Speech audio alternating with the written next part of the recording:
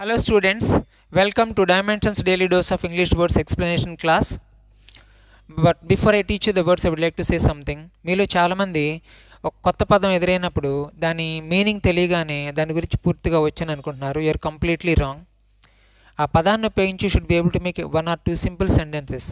అలా చేసినప్పుడు మనకి ఆ పదాన్ని ఏ సందర్భంలో వాడుతున్నాము, దాంతోపాటు వచ్చే ఇతర పదాలు ఏంటనేది will have an idea. So from now onwards when you come across a new word which is unfamiliar to you, దాని యొక్క మీనింగ్ తెలుసుకున్న తర్వాత try to make 1 or 2 simple sentences using that particular word. Okay, so the first word for us is confiscate. Confiscate అంటే చట్టవిరుద్ధంగా అక్రమంగా ఉన్నటువంటి వస్తువుల్ని కానీ వెపన్స్ ఇలాంటి వాటిని కానీ స్వాధీనం చేసుకోవడం అనమాట. The police confiscated some weapons and drugs from the criminals అని అన్నామంటే వాళ్ళ నుంచి కొన్ని డ్రగ్స్ వెపన్స్ స్వాధీనం చేసుకున్నారు పోలీసులని. ఈ అర్థంలో మనం సినోనిమ్స్గా ఇంపౌండ్ అనే పదము, సీజ్ అనే పదము వాడతాము. కొన్నిసార్లు కమాండీర్ అనే పదం కూడా వాడచ్చు. ఆపోజిట్ వర్డ్స్ వచ్చేసి అలా స్వాధీనం చేసుకున్న వాటిని తిరిగి వెనక్కి ఇచ్చేస్తాం కాబట్టి రిలీజ్, రిటర్న్ అనే పదాలని మనం యాంటోనిమ్స్గా తీసుకోవచ్చు. The second word is promulgate. Promulgate అంటే ఒక వ్యక్తి తనకున్న ఐడియాస్ని కానీ బిలీఫ్స్ని కానీ 10 మందికి తెలిసేలాగా ప్రచారం చేసుకోవడం, తెలియజేసుకోవడం అనమాట. So every person has the right to promulgate his ideas or beliefs అని అన్నామంటే ప్రతి వ్యక్తికి తన అభిప్రాయాల్ని, తన నమ్మకాలని ప్రచారం చేసుకుని అందరికీ తెలియజేసుకునే హక్కు ఉంది అని చెప్తున్నాం అనమాట. సో దీన్ని సినోనిమ్స్ ఏమని చెప్పొచ్చు? ప్రమోట్, ప్రాపగేట్, పబ్లిసైజ్ లాంటి పదాలు తీసుకోవచ్చు. ఆపోజిట్ వర్డ్స్ వచ్చేసి అలాంటి విషయాలు బయటికి రాకుండా చూడడం కాబట్టి సప్రెస్, అణిచివేయుట, విత్ హోల్డ్, ఒక ఇన్ఫర్మేషన్ బయటికి రాకుండా ఆపడం అలాంటి పదాలని మనం యాంటోనిమ్స్గా తీసుకోవచ్చు. నెక్స్ట్ వచ్చేసి సబ్టర్ఫ్యూజ్. సబ్టర్ఫ్యూజ్ అంటే ఏదైనా ఒకటి సాధించడం కోసం మనం మోసపూరితమైనటువంటి పద్ధతిని అవలంబించడం అనమాట. ఒక రకంగా చెప్పాలంటే ఇది మోసము అనే అర్థం అనమాట. అంటే you are trying to obtain something using dishonest ways. So దీనికి it is rumour that the journalist obtain the documents by subterfuge అన్నామనుకోండి. మోసపూరితమైన పద్ధతుల ద్వారా ఆ జర్నలిస్టు ఆ డాక్యుమెంట్స్ని సేకరించాడని వదంతులు ఉన్నాయి అని చెప్తున్నాం అనమాట. దీని సినోనిమ్స్ వచ్చేసి ట్రికరీ, డిసీట్, డిసెప్షన్, చీటింగ్ లాంటి పదాలు వాడచ్చు.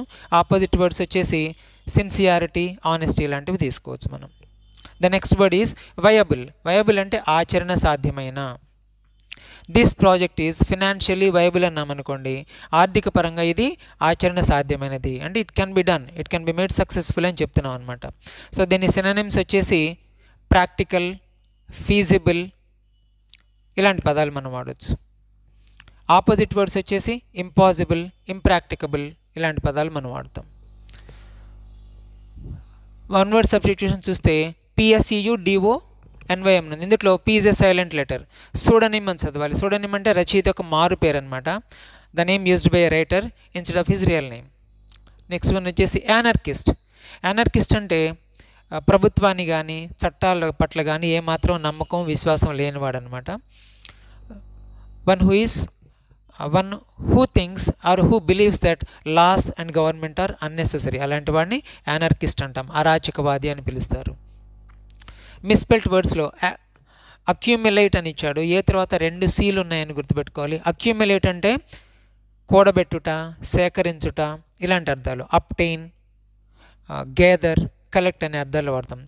He accumulated a lot of information from various internet sources.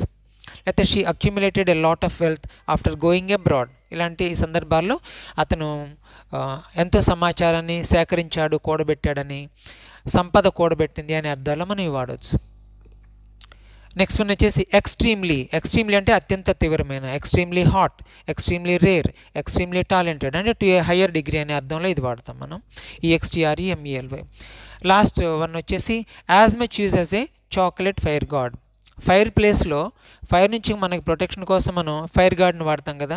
అలాంటి ఫైర్ గార్డ్ని మనం చాక్లెట్తో తయారు చేసామనుకోండి, అది మనకి ప్రొటెక్షన్ ఇస్తుందా? ఆ వేడికి ఆ చాక్లెటే కరిగిపోతుంది. అంటే ప్రొటెక్షన్ ఇవ్వడం అనే దానికి అది పూర్తిగా ఏమాత్రం ఉపయోగపడినటువంటి వస్తువు అనమాట చాక్లెట్ ఫైర్ గార్డ్. అందుకని యూజ్లెస్ థింగ్ అని చెప్పడం కోసం మనం చాక్లెట్ ఫైర్ గార్డ్ అని వాడతాము. There is another variation to this, that is chocolate teapot అని కూడా వాడతాము. Let me give you the usage. My car is very old, so for longer journeys it is as much use as a chocolate fire guard. అర్థమైందా? So that's all for this session. Thank you for watching this useful video. Please subscribe to our channel.